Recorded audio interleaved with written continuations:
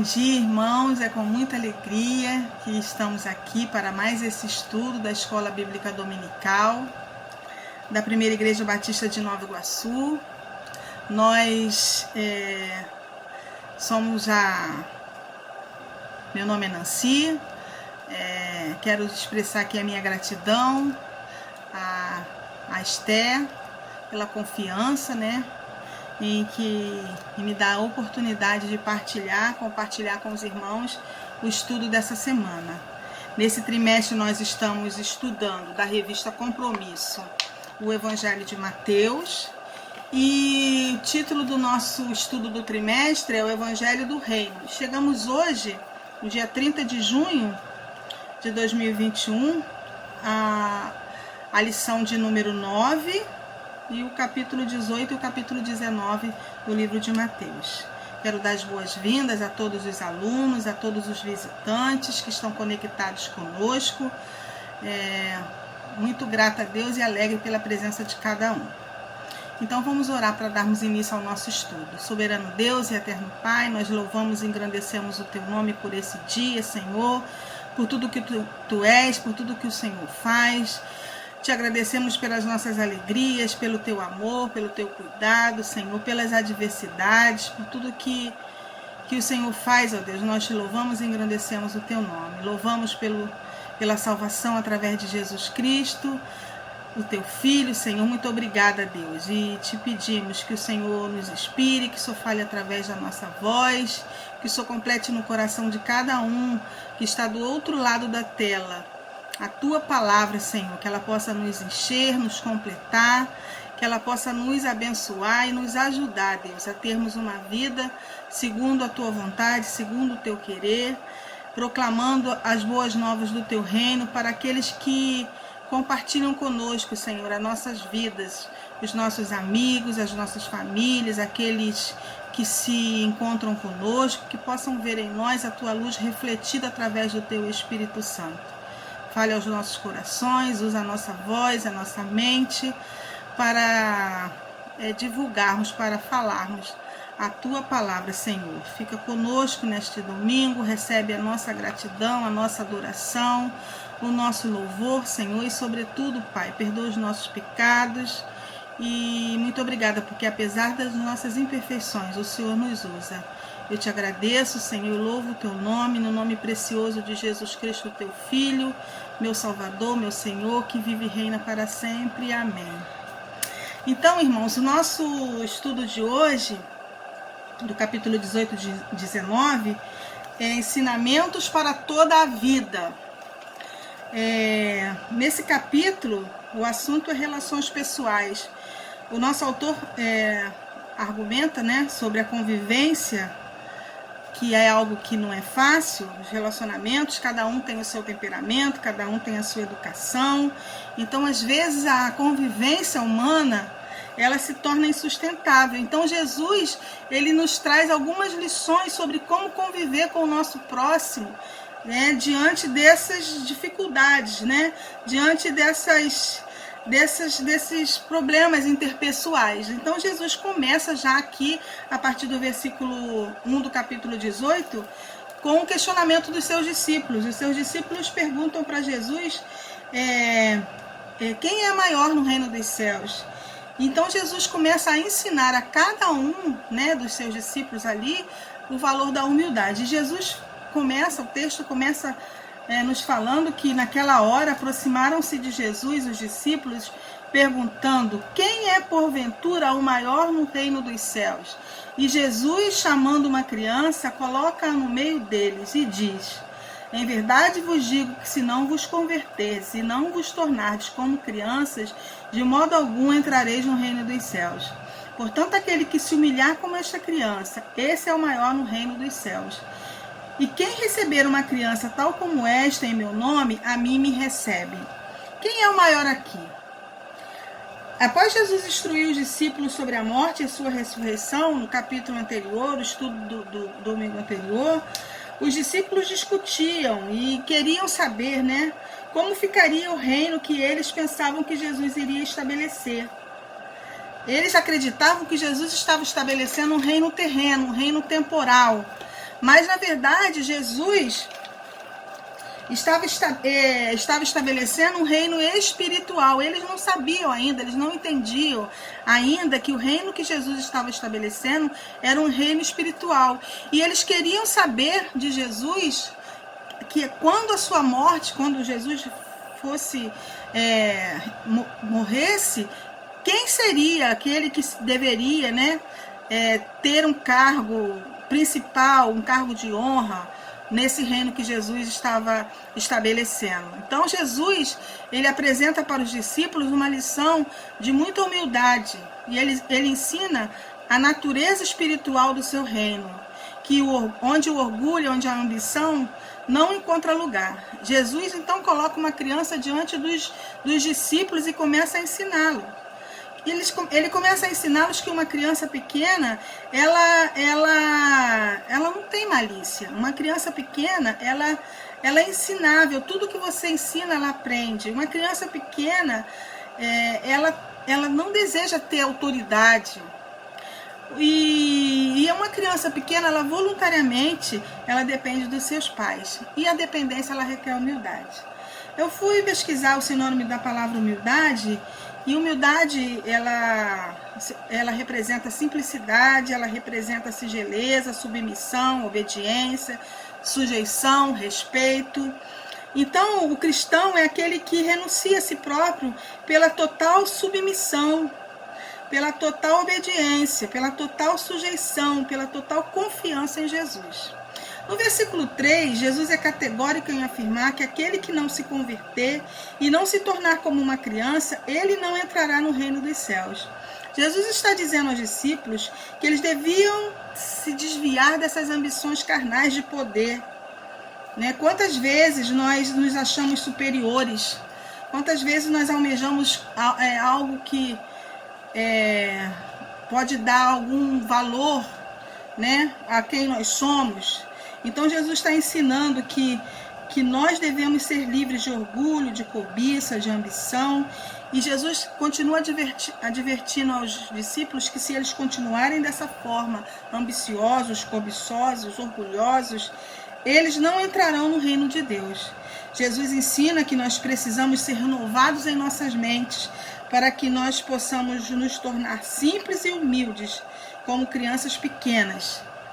Jesus nos ensina que nós devemos assumir um papel de servo, como ele deu o próprio exemplo de servo. E ele continua falando para os discípulos, a partir do versículo 6, que qualquer, porém, que fizer tropeçar uma desses pequeninos que creem nele, melhor fora que se lhe pendurasse ao pescoço uma grande pedra de moinho, e que fosse afogado na profundeza do mar. E Jesus continua falando que ai do mundo por causa dos escândalos, porque é inevitável que venham escândalos, mas ai do homem pelo qual vier o escândalo. E Jesus continua, portanto, se a tua mão ou o teu pé te faz tropeçar, corta-o e lança-o fora de ti. Melhor entrares na vida manco ou aleijado, do que tendo 2 mãos ou 2 pés seres lançados no fogo eterno.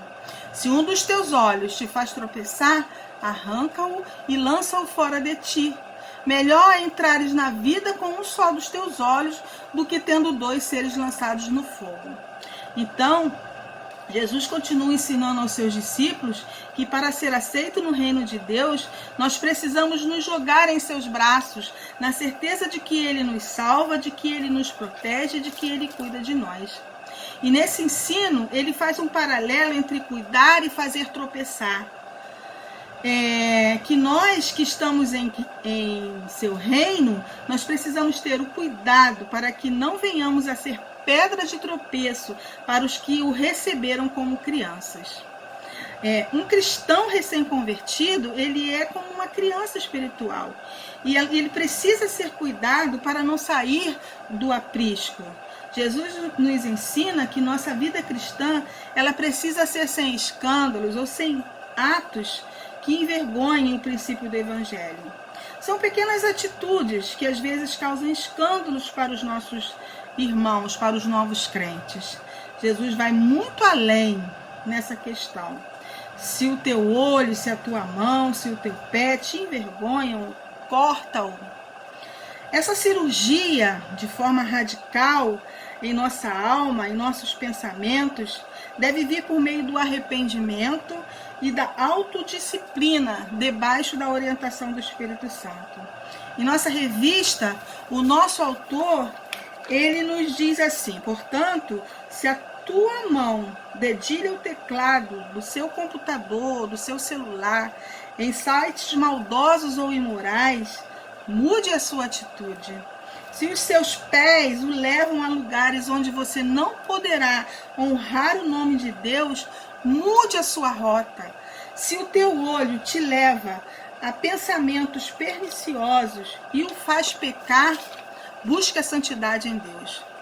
Deus sempre quer o melhor para nós. E Jesus está nos dizendo que para termos saúde espiritual, nós precisamos de cirurgias em nossa alma, em nossos pensamentos, para que o seu nome, o nome de Deus, seja honrado e para que nós não venhamos a ser pedra de tropeço na vida do nosso irmão. Nós somos responsáveis pelos nossos atos. E Jesus, ele encerra esta aula, desse capítulo, dessa parte, falando da ovelha perdida. A partir do versículo 10, Jesus fala, vede, não desprezais a qualquer destes pequeninos, porque eu vos afirmo que os seus anjos nos céus veem incessantemente a face do meu Pai Celeste, porque o Filho do Homem veio salvar o que estava perdido. E Jesus fala do valor de cada vida para Deus, de cada pessoa. Uma pessoa é importante. Tinham 100 ovelhas, uma se perdeu e o seu pastor foi em busca dela. Deus tem um grande amor por cada um de nós. Jesus nos ensina que nós precisamos ser pacientes com algumas ovelhas que se distanciam do rebanho. Quantas ovelhas, quantos irmãos estão distanciados do rebanho que nós conhecemos?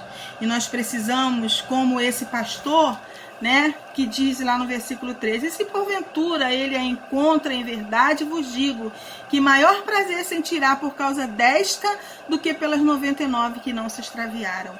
Então o amor de Deus, ele é maior, ele alcança todos os que estão perdidos e todos os que estão no aprisco. E nós precisamos, como ovelhas, como servos, como aqueles que estamos a serviço de Cristo, olhar com amor para essas ovelhas que estão distantes do aprisco. E qual tem sido a nossa reação quando esta ovelha volta para o aprisco? Houve alegria para esse pastor quando ele encontrou a sua ovelha perdida. E a nós? Como nós nos comportamos? Nós os rejeitamos? Nós os julgamos? Ou nós também o acolhemos com amor, como esse pastor?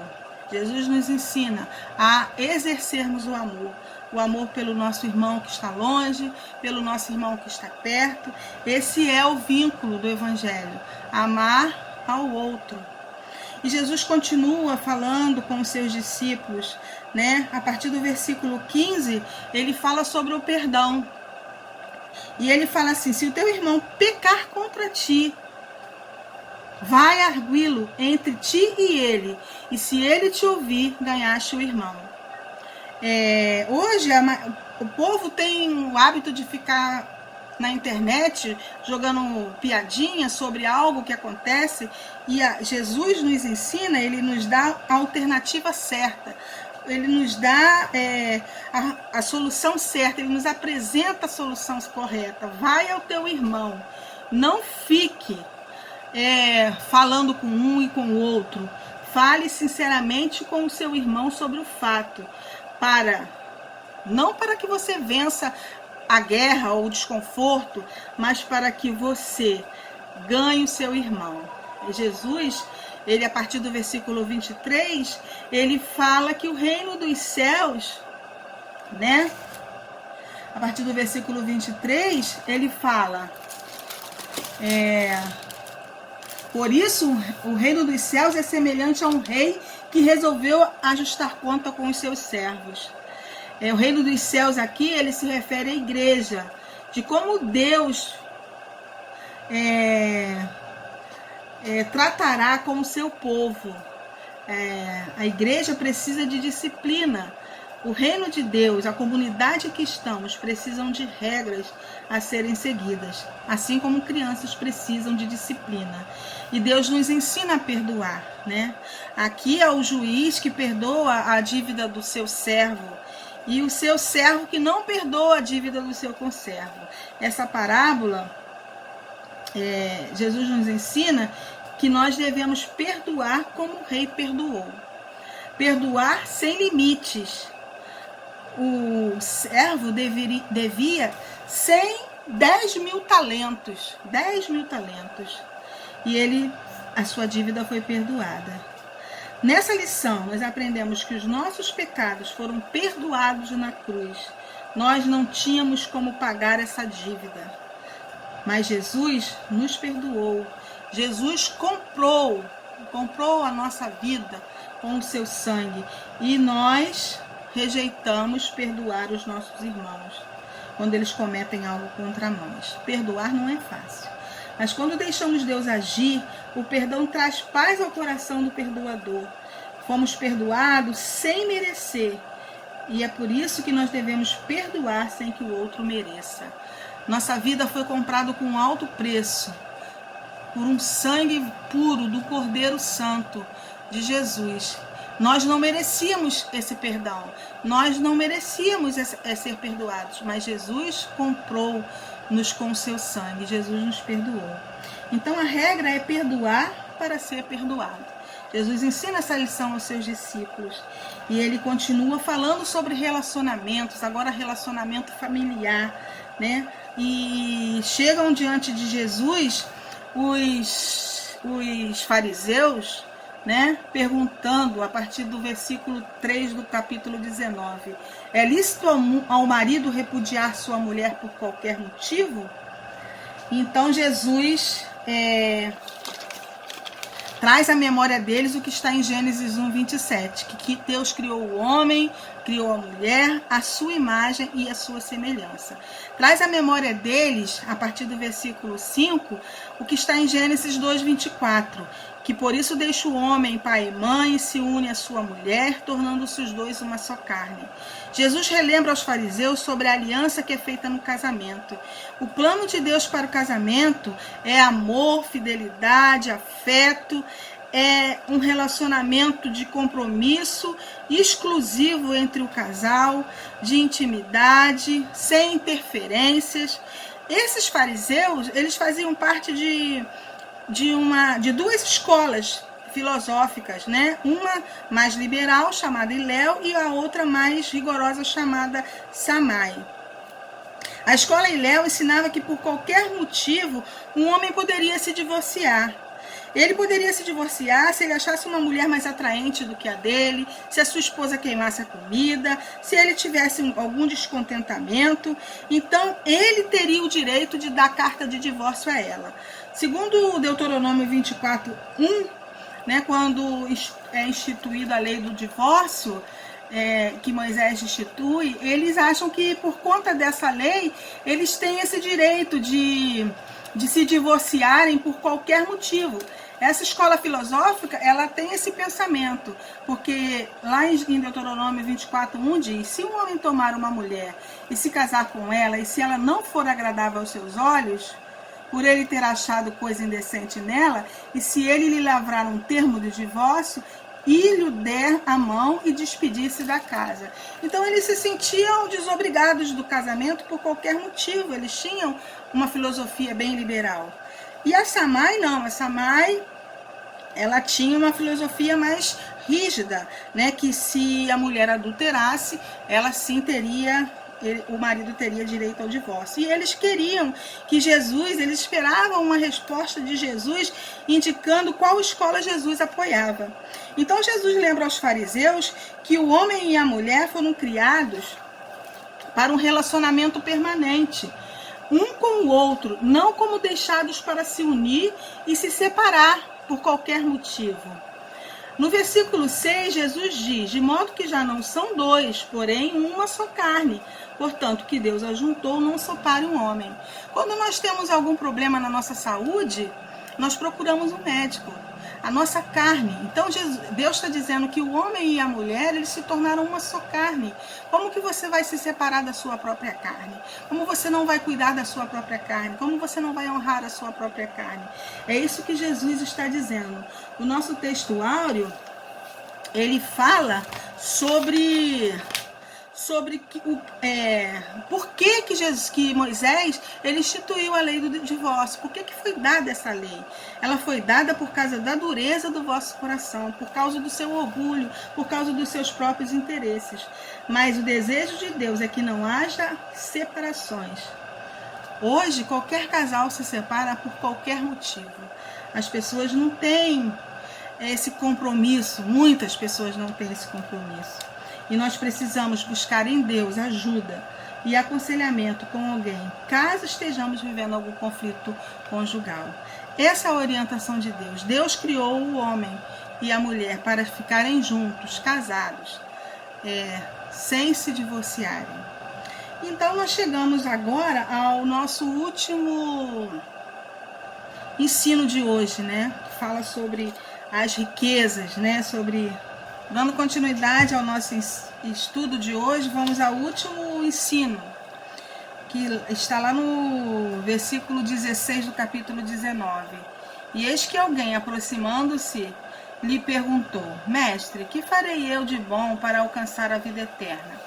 E respondeu-lhe Jesus: Por que me perguntas acerca do que é bom? Bom só existe um. Se queres, porém, entrar na vida, guarda os mandamentos. E ele perguntou: Quais? Respondeu Jesus: Não matarás, não adulterarás, não furtarás, não dirás falso testemunho, honra teu pai e tua mãe, e amarás ao teu próximo como a ti mesmo. Replicou-lhe o jovem: Tudo isso tenho observado, que mais falta ainda? Disse-lhe Jesus: Se queres ser perfeito, vai, vende os teus bens, dá aos pobres, e terá um tesouro no céu. Depois vem e segue-me. Tendo, porém, o jovem ouvido esta palavra, retirou-se triste, por ser dono de muitas propriedades. Eis que esse alguém, o jovem rico, segundo Marcos e Lucas, era alguém que fazia parte de alguma sinagoga, um governante, de um magistrado civil, alguém de notável piedade e valor para ter chegado a essa dignidade ainda tão jovem. Alguém que era praticante, piedoso e conhecedor da lei. Esse jovem, reconhece Jesus como um mestre e como um aprendiz com um coração sincero, se alegra e se achega a Jesus com um grande questionamento pessoal. Apesar de ser um praticante, apesar de ser um religioso, ele gostaria de saber o que era necessário ainda para herdar a vida eterna. Jesus, em seu diálogo com esse jovem, ele o reconhece um praticante da lei, mas também ele o reconhece como um jovem ambicioso, não corrupto, mas um jovem ambicioso. Jesus nos conhece, ele conhece a intenção dos nossos atos. Onde o nosso coração está, Jesus sabe. Esse jovem era reconhecido e era rico. Eu não tenho como interpretar o seu coração, mas Jesus sabia o que era necessário ainda para que aquele jovem pudesse receber a vida eterna. Quais eram as prioridades na vida daquele jovem que a Bíblia nos apresenta como jovem rico? Quando Jesus, após seu diálogo, o orienta a vender tudo o que tem e a distribuir com os pobres seus bens e a segui-lo, na verdade, o que Jesus ensinava é que o mais importante, a nova lei, é segui-lo e servi-lo integralmente. Ser comprometido com Jesus, abrir mão de si mesmo, do seu dinheiro, da sua cultura e amar ao próximo. Não só cumprir as leis, não só conhecer as leis, Jesus ensina a não valorizar a sua posição social, a não ser preso a uma situação que te favorece. A Bíblia diz que o jovem ficou triste e se retirou. Vai e vende o que tens e siga-me. Porque seguir a Jesus significa obedecer aos seus mandamentos, não somente conhecê-los, não somente repeti-los, não somente memorizá-los, mas obedecer, imitar o exemplo de Jesus e viver como Jesus viveu. No livro de João, no versículo 35 do capítulo 13, Jesus ensina que nisto conhecerão todos que sois meus discípulos, se tiverdes amor uns com os outros. A natureza dessa ordem de Jesus, vai e vende que tudo que tens, é você ter um estilo de vida, como Jesus tinha, que era de serviço e de abnegação. Esse era o estilo de vida de Jesus. E Jesus, nesse ensino, ele apresenta aos seus discípulos esse estilo de vida. O ensinamento para toda a vida, que nós estudamos hoje, já concluindo o nosso estudo, Jesus encerra essa série de lições de humildade, de não ser pedra de tropeço para os nossos irmãos, de buscar e amar aqueles que se afastam.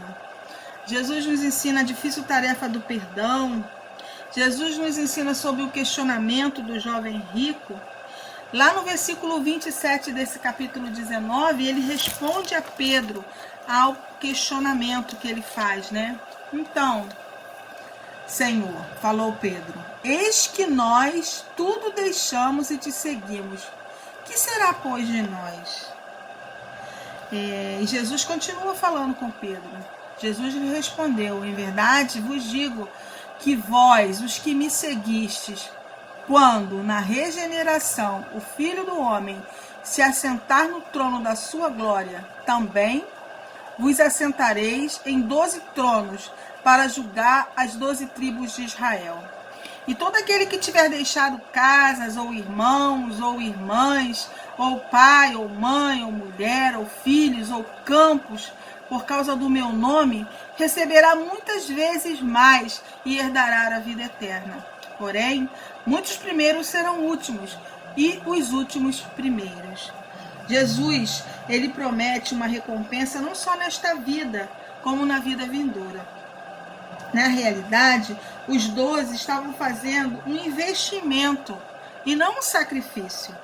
Mas para que não haja orgulho naquela equipe e nem em nós, Jesus admite que os últimos serão os primeiros e os primeiros os últimos. Ensinamentos que precisam ficar em nossos corações durante toda a nossa caminhada de fé. Jesus está nos ensinando a fazermos esse investimento, né, no seu reino. Investimento de humildade, investimento de perdão, investimento de amor, né, para que o nome dele seja honrado e glorificado e para que, né, nós venhamos a ter essas recompensas que são prometidas aqui na palavra, que Jesus fala. E todo aquele que tiver deixado casas, ou irmão, ou irmãs, ou pai, ou mãe, ou mulher, ou filhos, ou campos, por causa do meu nome, receberá muitas vezes mais e herdará a vida eterna. Que para isso Deus nos abençoe, que a gente realmente aplique a palavra dele em atos de amor, não em sacrifícios, mas em atos de amor, em investimento, né, no reino de Deus. Deus nos abençoe. Quero agradecer mais uma vez a oportunidade e que tenhamos um domingo de paz e de alegria. Vamos orar para encerrarmos esse estudo desse dia. Soberano Deus e eterno Pai, muito obrigada, Deus, porque A tua palavra nos revela a tua vontade, Senhor. Ela apresenta a nós ensinamentos que nós devemos praticar nos nossos relacionamentos com os nossos irmãos, com a nossa família, com o nosso cônjuge, com o Senhor, Pai. Que tu nos ajude, Deus, a aplicar a tua palavra, não só a nós sermos conhecedores, a não só aguardarmos a tua palavra na nossa mente, mas que nós possamos buscar forças no teu Filho, no teu Espírito Santo, para aplicar a tua palavra no nosso viver diário. Muda, Senhor, o nosso temperamento, como nós somos, para que o seu nome, para que a sua palavra, para que a sua vontade seja refletida através da nossa vida, Pai. Para que outros vejam o teu amor, o teu favor e a tua graça. Abençoe cada aluno que ficou até agora, cuida de cada um, sustenta-nos com a tua graça. Recebe a gratidão do nosso coração e perdoa mais uma vez, eu te peço, pelos nossos pecados. Em nome de Jesus Cristo, teu Filho. Amém. Bom dia, irmãos.